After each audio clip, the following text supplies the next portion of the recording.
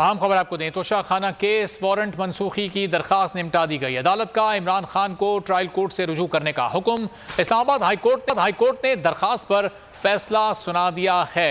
तोशा खाना case warrant मनसूखी की दरखास्त को निपटा दिया गया। अदालत ने इमरान खान को ट्रायल कोर्ट से रुजू करने का हुक्म दिया है। इस्लामाबाद हाईकोर्ट ने दरखास्त पर फैसला सुना दिया है। तोशा खाना केस से मुतालिक आपको अपडेट कर रहे हैं, जिसमें वारंट मनसूखी की दरखास्त निपटा दी गई है। अदालत ने इमरान खान को ट्रायल कोर्ट से रुजू करने का हुक्म दिया है। ट्रायल कोर्ट कानून के मुताबिक फैसला करेगा। तोशा खाना केस में वारंट मनसूखी की दरखास्त को निपटा दिया गया और हुक्म ये सामने आया कि अदालत ने इमरान खान को ट्रायल कोर्ट से रुजू करने का हुक्म दे दिया है।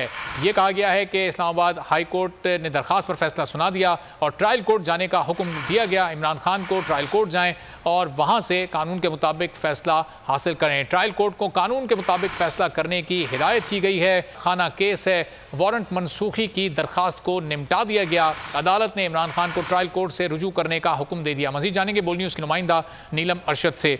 नीलम, बताइएगा क्या कार्रवाई हुई समात में?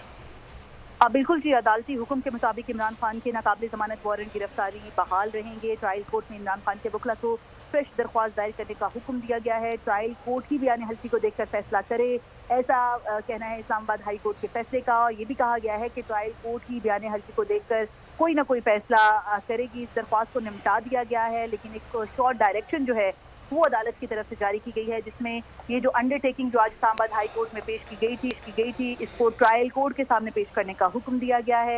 इमरान खान का बयान हल्फी ट्रायल कोर्ट में जमा होगा। साथ ही साथ इस्लामाबाद हाई कोर्ट ने ये भी कहा है कि इमरान खान अपनी दरख्वास्त सेशन कोर्ट में दायर करें। ट्रायल कोर्ट कानून के मुताबिक बयान हल्फी को देखेगा।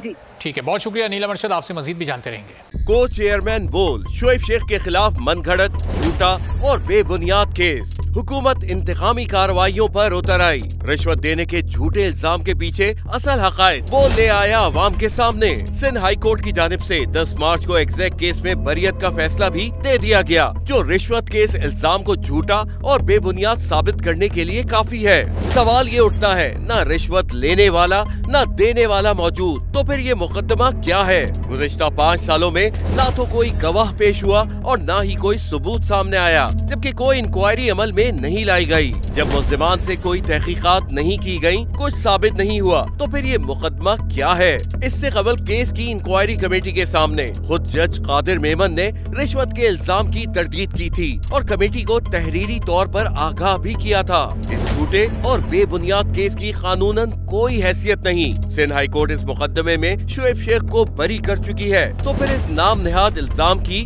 कानूनी हैसियत क्या है? बोल इंसाफ का मुंतजिर है।